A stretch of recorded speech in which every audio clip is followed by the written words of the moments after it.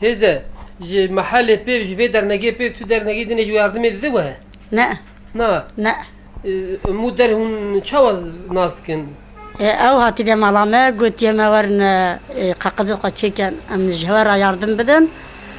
Vanda yemeği. Ben hun çalışmamı beğenmiştik.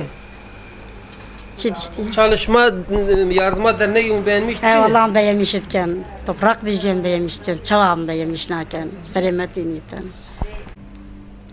Adana Umutlar Gıda Bankası olarak Kurban Bayramı sonrasında da yardımlarınızı sürdürüyorsunuz. Kasım ayı itibariyle ne tür yardımlarınız olacak? Bunları bizlerle paylaşır mısınız?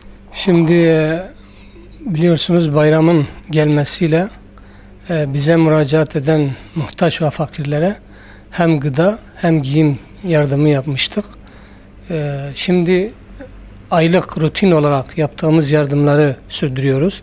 Her ayın 1'i ile 5'i arasında tespit edilen, kendilerine ziyaret edip tespit ettiğimiz fakirlere rutin olarak yardımlarımızı sürdürüyoruz.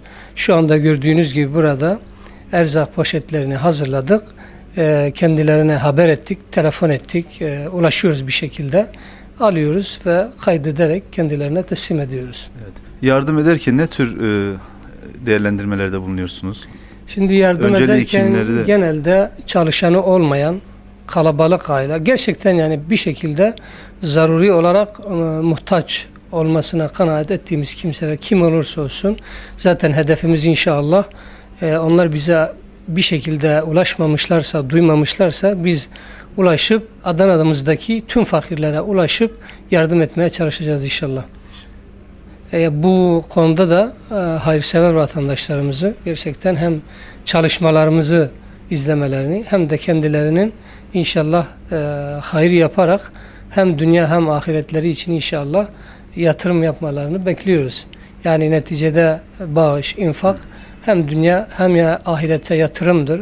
Gerçekten mutluluktur. Zaten ayet ve hadislerden de anladığımız kadarıyla hem bereket hem kaza ve belayı def ettiğini öğreniyoruz.